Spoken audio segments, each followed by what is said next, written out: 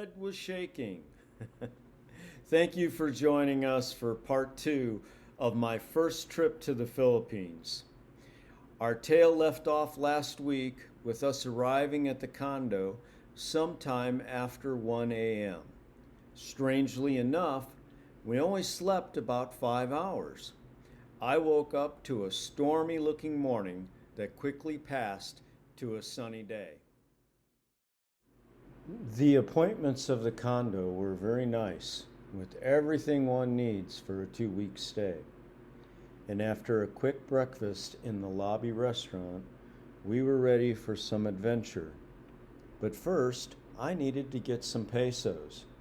This was a mistake I made, not getting at least a couple thousand pesos at one of the airport exchanges. Now, 1,000 pesos sounds like a lot, but at the exchange rate of the day, it was only $18.25. The best exchange rate I found in Mactan was the Western Union inside the Save More grocery store. We used a taxi for travel this first day, and he was a real character, recommended by the condo security man. I'm sure they were somehow related. It was almost noon by the time I got money exchanged and checked out my first Philippine grocery store. Many things are different from what we experience in the States, from open meat cases to just the selection. For instance, this entire aisle was all cans of corned beef. We were hungry and asked our driver for a recommendation. Seafood was on the menu, and he took us to a primitive restaurant just outside of the Lapu-Lapu Shrine. At the entrance, we were greeted with an extensive display of local seafood, open market style. In this case, language was a bit of a barrier for me, so my gal Lovey handled my request and made recommendations on her own.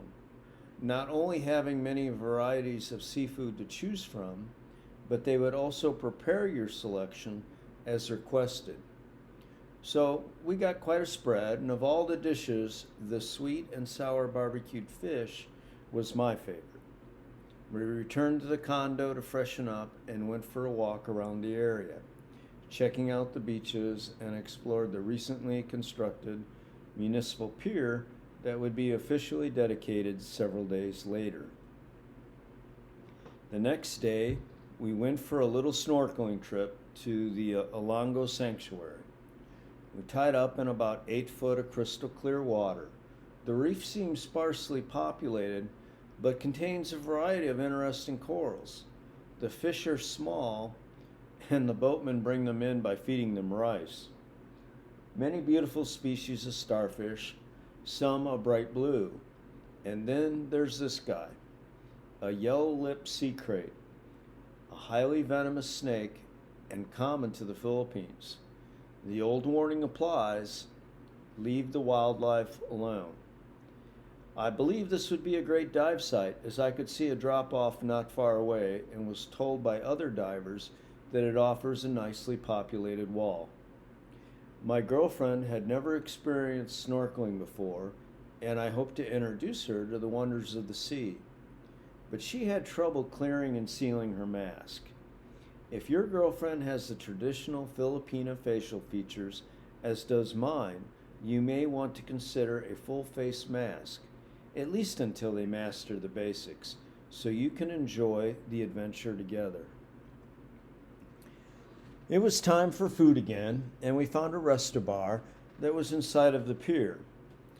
I'm pretty adventurous when it comes to food and will try anything once, but I really did not care for the shrimp dish that I ordered, though I have to say it did taste better than it looked, but I preferred the fish that Lovey ordered. It's funny, but I woke up almost every day that I was in the Philippines right around 4 a.m. This is about 2 hours earlier than my usual routine. I would go out on the balcony with my cup of Copaco cappuccino, and in the morning twilight listen to the fighting cocks crow as I waited for the sun to rise over Bohol and light the Cebu Strait. A pretty awesome way to start your day. The next day, we decided to visit the Basilica Sant'Antonino and attend Mass. It is a beautiful historic site. The Magellan Cross Pavilion is adjacent to the courtyard chapel used for outdoor Mass. The pavilion ceiling has murals depicting Magellan placing the cross and features the actual cross Magellan erected at the site in 1521. After Mass, we went to the mall.